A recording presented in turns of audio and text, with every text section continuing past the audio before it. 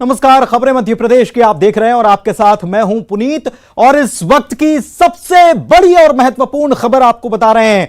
सरकार की तरफ से, प्रदेश सरकार की तरफ से मूर्तियों की ऊंचाई पर लगाई गई रोक को हटा लिया गया है। बता दें कि दुर्गा पंडाल में सरकार की तरफ से पहले मूर्तियां बैठाने को लेकर कुछ निर्देश दिए गए थे।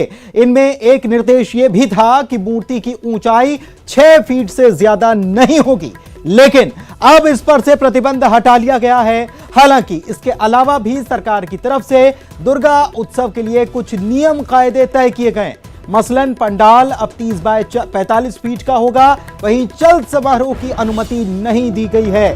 इसके अलावा रामलीला होगी, रावण दहन भी होगा, इसकी अनुमति दे दी गई है, लेकिन गरबे का आयोजन नहीं किया जाएगा, इसकी अनुमति नहीं दी गई है। और साथ ही साथ जो विसर्जन, प्रतिमाओं का विसर्जन होता था, इसमें भी 10 से ज्यादा लोग नहीं हो सकते हैं। तो ये 6 फीट की ऊंचाई पर प्रतिबंध खत्म कर दिया गया। पंडाल अब 30 बाय 45 फीट का होगा, रामलीला होगी, रावण दहन होगा, गरबा नहीं हो पाएगा, गरबा की अनुमति नहीं दी गई है। और विसर्जन, उसमें 10 से ज्यादा लोग शामिल नहीं हो पाएंगे। आपको बताएं कि मूर्तियों की ऊंचाई को बढ़ाने को लेकर लगातार सरकार से मांग की जा रही थी। कलाकार, जो मूर्तिकार हैं, वो भी ये कह रहे थे कि ये जिस तरीके से सरकार की तरफ से जो गाइडलाइन आई है वो काफी देर से आई, पहले से वो तैयारी कर लेते, काफी पहले से मूर्तियों को बनाने का काम शुरू कर दिया जाता है। और ऐसे में वो अब क्या कर सकते हैं। लगातार इस बात को लेकर प्रदर्शन भी किया गया था। भोपाल में हमने देखा था, तस्वीरें आई थी,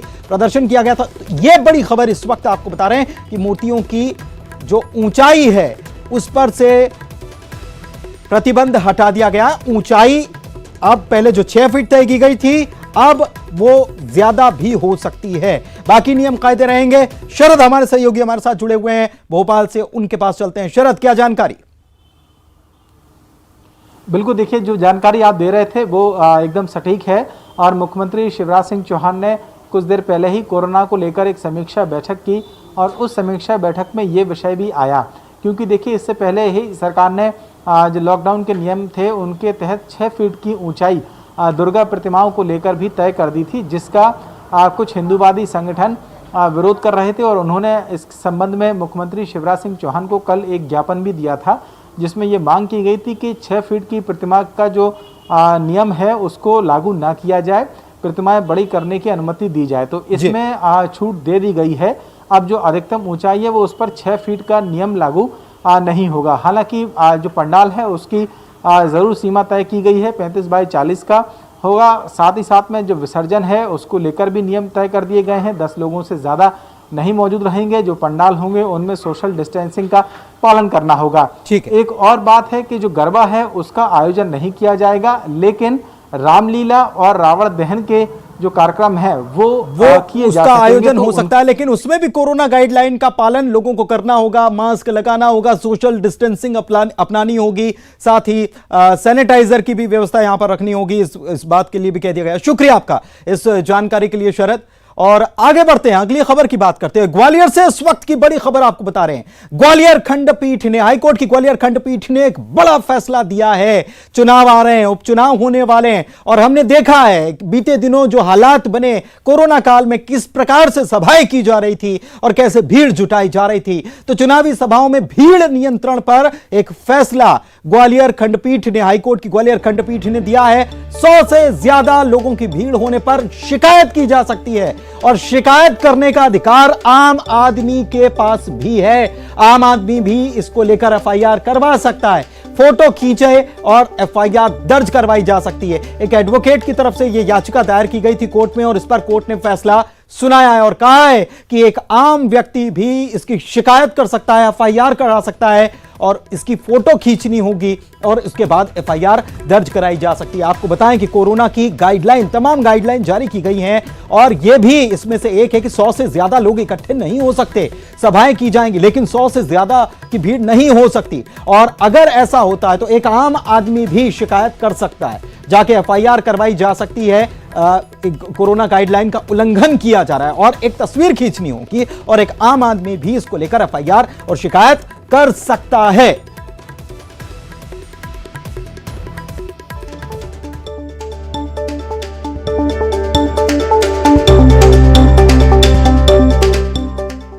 और चलिए आगे बढ़ते हैं। सिसकियों और चीखों पर जब कानून के रखवाले आंख मूंदने लगे, अपने फर्ज से मुंह फेरने लगे, इंसाफ की आस में दर दर भटकते हुए एक पीड़िता को जब मौत ही आखिरी इंसाफ लगने लगे, तब निर्भय होकर दरिंदे निर्भया को नोचने लगे, तो बेफिक्र बेखौफ होकर घूमने लगे वैश्यपन। हैवानियत के इस नंगे नाच पर समाज भी अब संवेदनहीन होकर ताने देने लगा, तो सोचिए जरा उस पीड़िता और उसके परिवार पर क्या गुजरती होगी। एमपी के नरसिंहपुर, खरगोन, दमोह की ये तस्वीरें झकझोर रही हैं। इन चीखों को आप सुन सकते हैं तो सुनिएगा जरूर।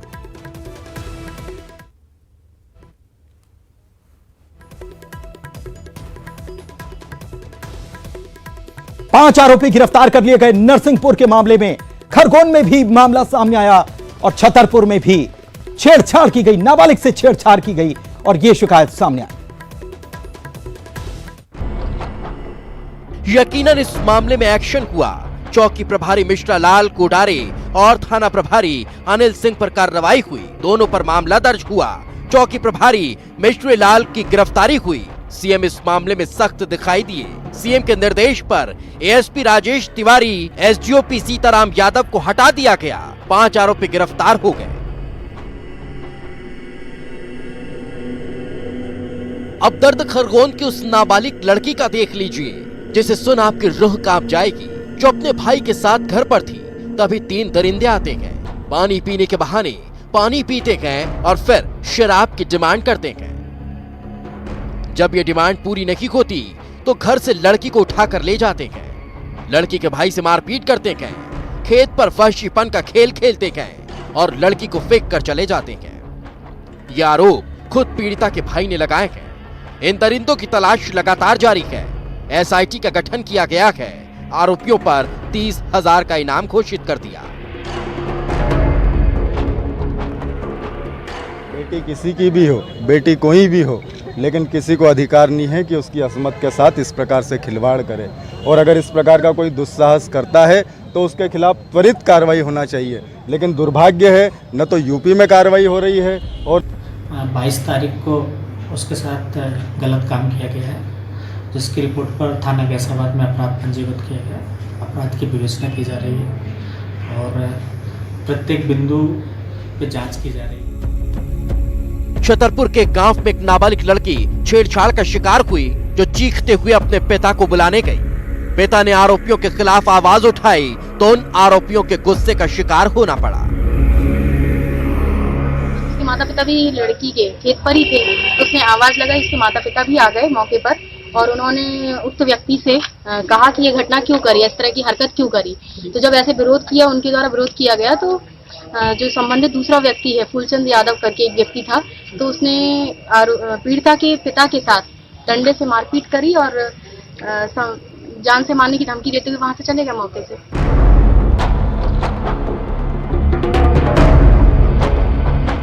सवाल तब भी वही का वही, आखिर ये नासूर कब खत्म होगा? कानून के रखवालों की लापरवाही ऐसे दरिंदों का हौसला नहीं बढ़ाती क्या? आखिर क्यों दरिंदों को डर नहीं लगता? लड़की होना क्या कोई गुनाह है? आखिर और कितनी लाशें, कितनी चीखें और कितनी दरिंदगी? सोचिएगा जरूर। नरसिंहपुर से आशीष जैन, खरगोन से आशुतोष पुरोहित, दमोह से धर्मेंद्र पांडे, छतरपुर से सुनील उपाध्याय के साथ ब्यूरो रिपोर्ट, न्यूज़ 18। तो 3 अलग अलग जगहों की पूरी कहानी आपने इस हमारी रिपोर्ट के जरिए देखी और इधर रेप कांड को लेकर सियासत शुरू हो गई। हाथरस और नरसिंहपुर की घटना के विरोध में कांग्रेस धरना देने की तैयारी में। इसके लिए पीसीसी चीफ और पूर्व सीएम कमलनाथ ने जिला इकाइयों को निर्देश दिए। इतना ही नहीं, कांग्रेस नेता एनपी प्रजापति ने भी बीजेपी पर हमला बोला। सतना में दलित युवक की पिटाई के बाद नरसिंहपुर में दलित लड़की से दुष्कर्म के मामले पर सरकार को कटघरे में खड़ा किया। कहा, दुष्कर्म की घटना प्रशासनिक अफसरों के तबादलों के कारण बढ़ रही है। नाबालिग से दुष्कर्म के बढ़ते मामले चिंता का विषय हैं। और इस बीच एनसीआरबी के 2019 के आंकड़ों में खुलासा हुआ कि दलित बच्चियों से रेप में एमपी सबसे आगे। इसे लेकर बीजेपी ने कमलनाथ राज को दोषी ठहरा दिया। बीजेपी ने कहा कि यह रिपोर्ट कमलनाथ सरकार के दौरान की है, इसीलिए कांग्रेस इसके लिए जिम्मेदार होगी।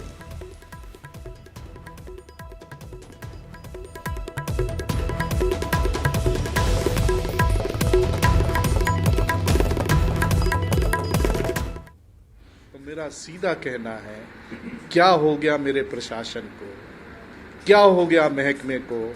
भाई आप अपना अगर कर्तव्य करो तो राजनीतिक और प्रेस वालों को आपस में उलझाना बंद करो और प्रशासनिक महकमा अपना कर्तव्य सत्यमेव जयते जो थानों पे लिखा है वो करना शुरू करो। ये जो वर्तमान में सारे प्रदेश में अबोध बच्चियों के साथ, लड़कियों के साथ जिस तरह की घटनाएं लगातार बढ़ती जा रही हैं, उनके विरोध में कांग्रेस पार्टी 5 तारीख को माननीय पूर्व मुख्यमंत्री कमलनाथ जी के निर्देशानुसार मौन धरना करने जा रही है और ये सभी जिलों में होगा।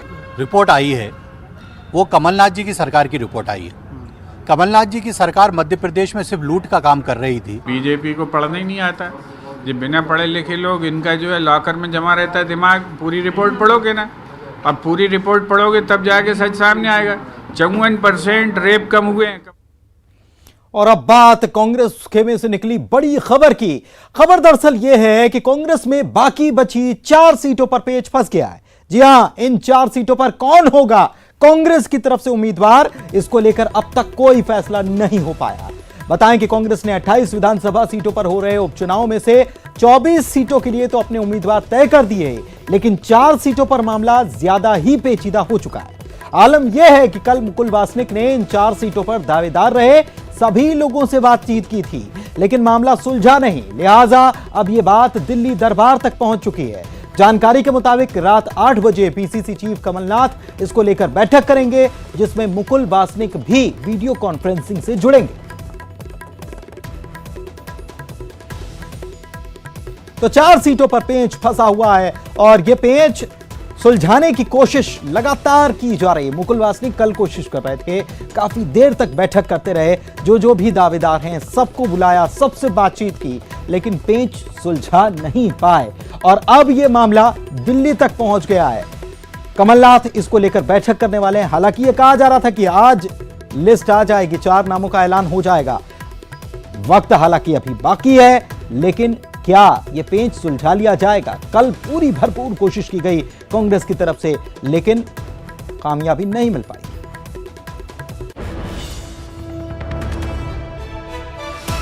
और इधर उपचुनाव के लिए बीजेपी 1-2 दिनों के भीतर अपने उम्मीदवारों के नामों का ऐलान कर सकती है। भोपाल में हुई चुनाव प्रबंधन कमेटी की बैठक में 25 सीटों पर उम्मीदवार तय हो चुके हैं। कांग्रेस छोड़कर बीजेपी में शामिल हुए नेताओं का टिकट बिल्कुल फाइनल है। वहीं 3 सीटों के लिए 2 और 3 नामों का पैनल तैयार किया गया है। जहां पर जौरा सीट पर 3 नामों का पैनल है, तो ब्यावरा और आगर सीट पर 2-2 नामों का पैनल तय किया गया है। तो योद्धा कौन होंगे, इसको लेकर मंथन किया जा रहा है। 25 सीटों पर तो माना जा रहा है कि बिल्कुल नाम फाइनल है और उसकी औपचारिक घोषणा ही की जानी है, क्योंकि शिवराज सिंह चौहान पहले ही अपनी तरफ से कह चुके हैं कि जो काम कर रहे हैं वही उम्मीदवार होंगे और कांग्रेस से बीजेपी में गए वो लोग जो प्रत्याशी हो सकते हैं, हालांकि आधिकारिक घोषणा नहीं हुई, लेकिन जो प्रत्याशी हो सकते हैं वो अपने प्रचार में भी जुट गए हैं और तमाम तरीके की तैयारियां उनकी तरफ से की जा रही है। लेकिन 3 सीटें ऐसी हैं जिन पर अभी भी पेंच फंसा हुआ है और वो हैं ब्यावरा, आगर और जौरा। ये 3 सीटें हैं जहां पर जौरा में 3 नामों का पैनल है, तो ब्यावरा और आगर सीट पर 2-2 नामों का पैनल तैयार किया गया है। उम्मीदवार है नहीं कांग्रेस पे अभी वहाँ पे, इसलिए मुझे लगता नहीं कर पा रही होगी। और मैगांव है जैसे, जो मेरे ज़िले की एक सीट है, और भी अन्य जगह की सीटें हैं, तो उनका अंतरंग विषय है। अभी उनके पास कोई उम्मीदवार तो है नहीं, इसके कारण भी शायद दिक्कत हुई है। हम लोग तो तैयार हैं, मतलब घोषित ही है हमारे एक तरीके से मान चलिए लगे हो, क्योंकि भारतीय जनता पार्टी कैडर की पार्टी है, कार्यकर्ता आधारित पार्टी है, तो ये लोग सब काम में लगे हैं। किसी को ले जाएंगे, लड़ाएंगे, जिता के लाएंगे।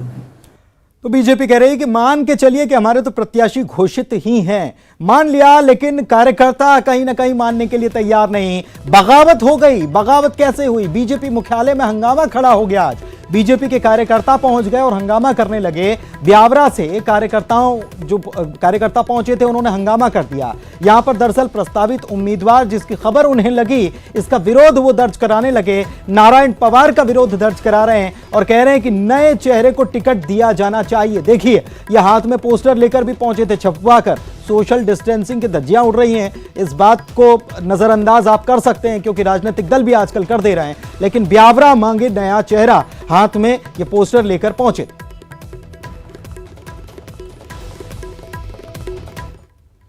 और वक्त एक ब्रेक का हो चला है, जल्द लौटेंगे कुछ और खबरों को लेकर, आप बने रहिए हमारे साथ।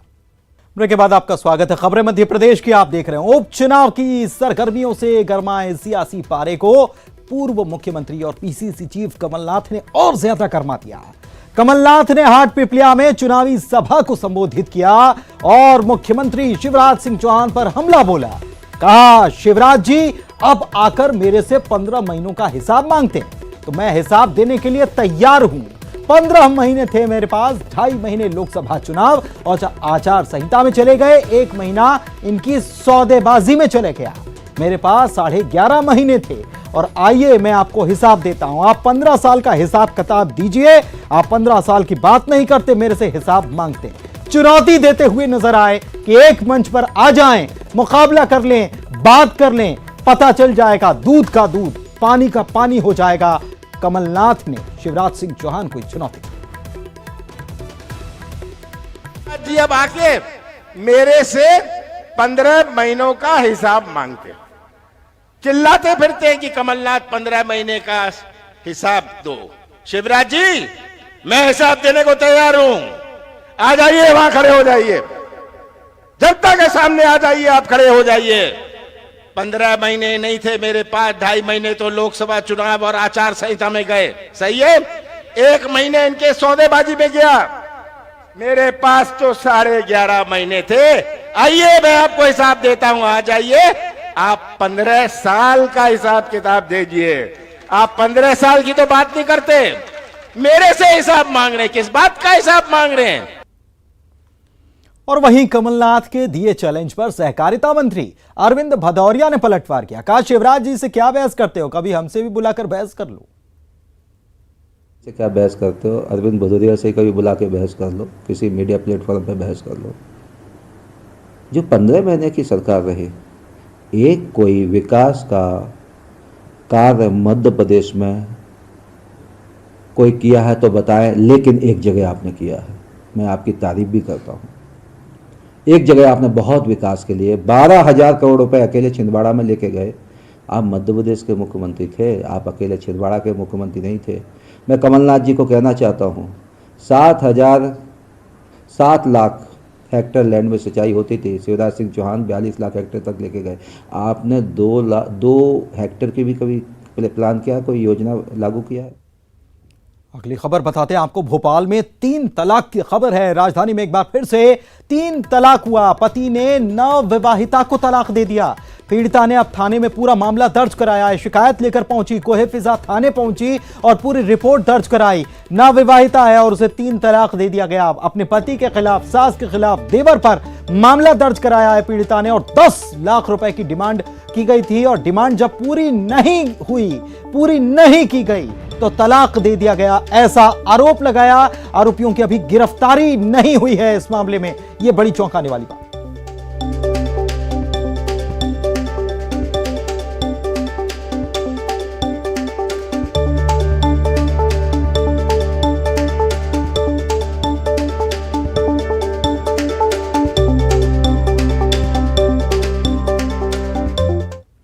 और चलिए आगे बढ़ते हैं। कोरोना काल के चलते किए गए लॉकडाउन के कारण भोपाल की बड़ी झील भी सूनी सूनी नजर आ रही थी, लेकिन आज से भोपाल की पहचान और शान बड़ी झील फिर से गुलजार हो चली है। अनलॉक के बाद अब भोपाल की बड़ी झील में क्रूज सेवा की शुरुआत कर दी गई है। हालांकि कोरोना काल की गाइडलाइन का भी इसमें ख्याल रखते हुए यह तय किया गया कि 80 के बजाय केवल 40 सदस्य एक बार में क्रूज की सैर कर पाएंगे और सोशल डिस्टेंसिंग के साथ मास्क और सैनिटाइजर का इस्तेमाल भी लोगों को करना होगा।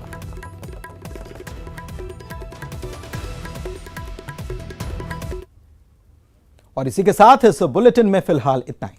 नमस्कार।